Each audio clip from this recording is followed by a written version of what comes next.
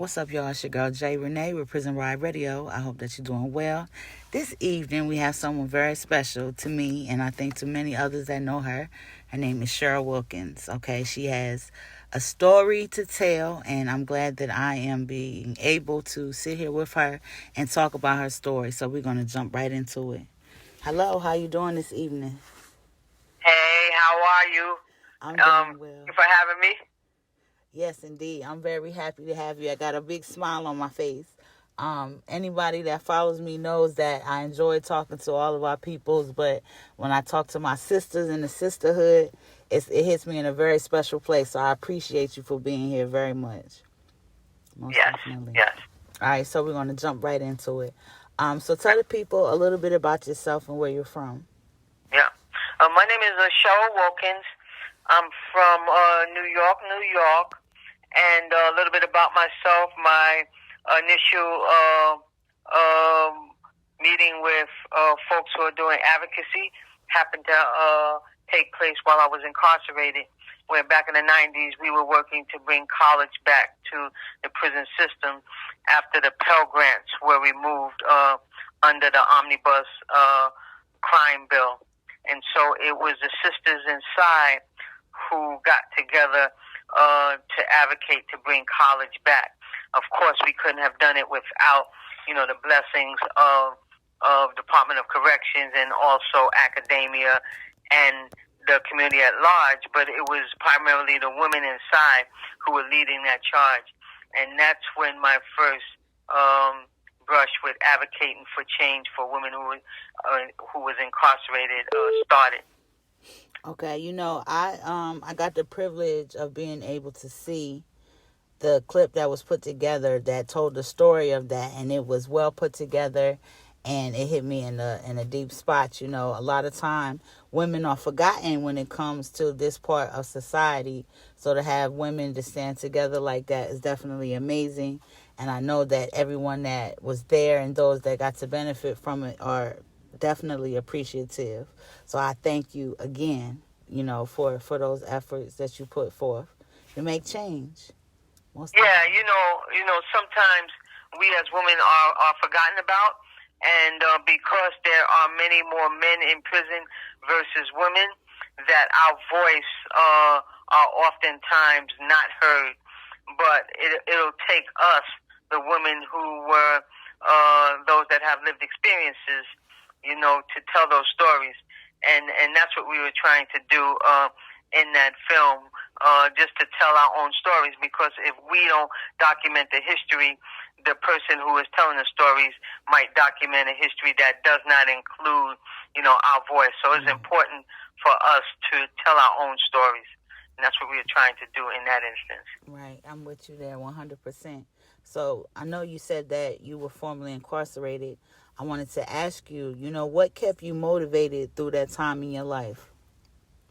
Yeah, what kept me motivated was,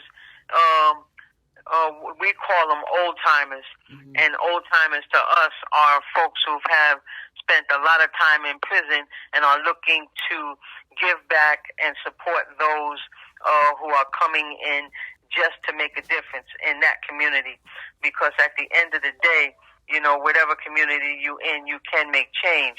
And so the old-timers became, our mentors, and just showing us not only how to do time in prison, but also, what it means for us to give back and look back and have that each one teach one philosophy.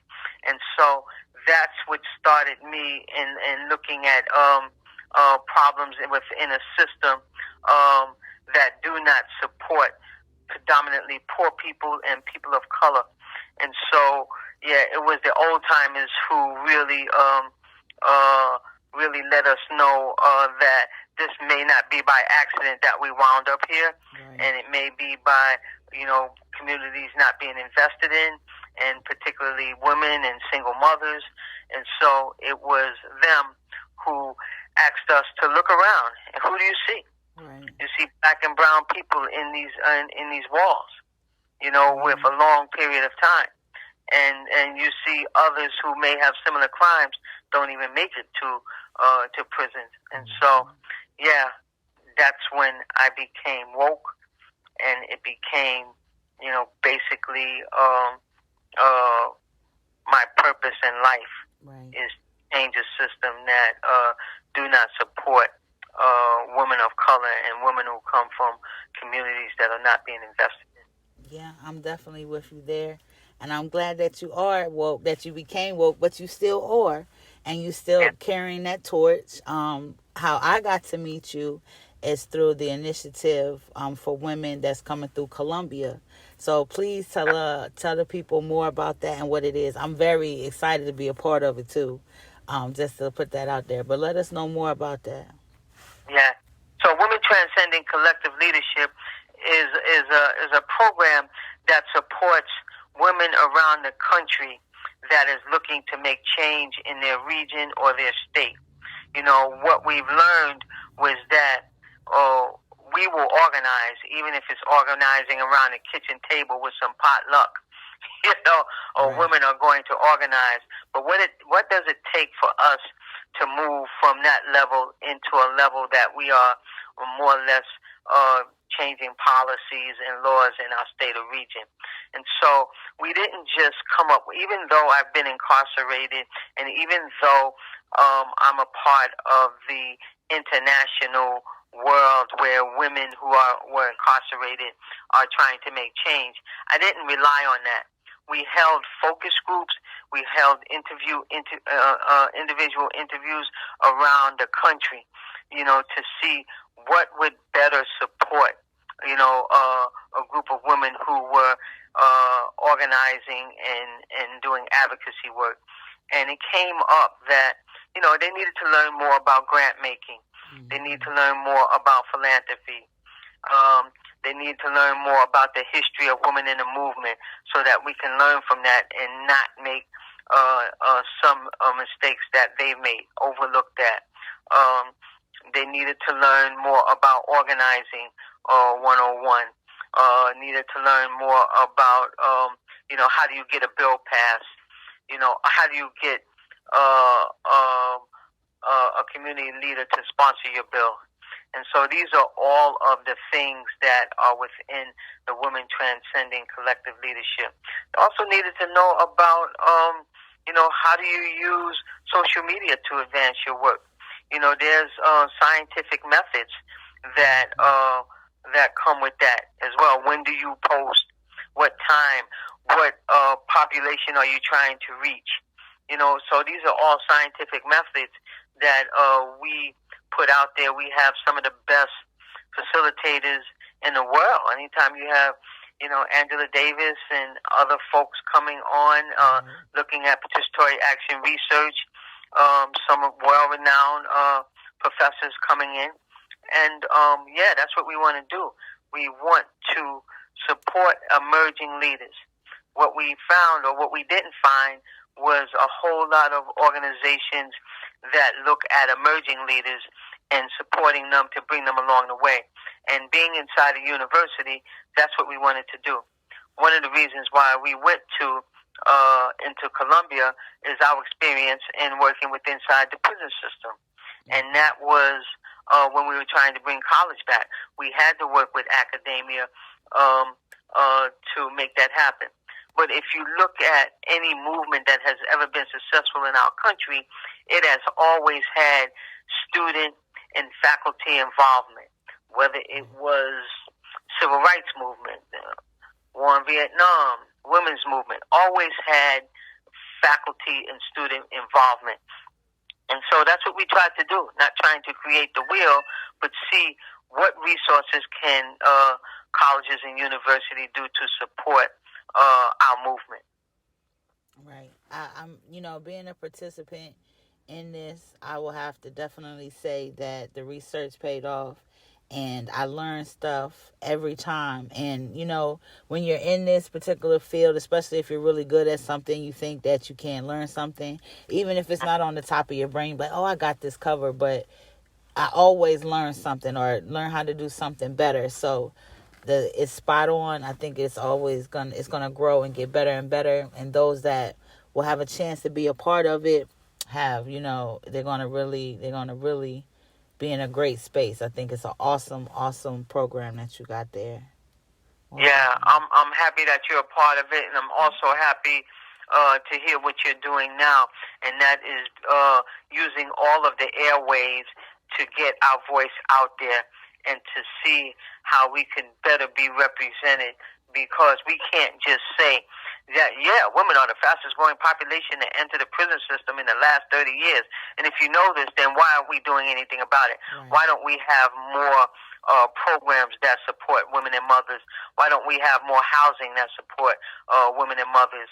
You know, why aren't we having more programs inside prison?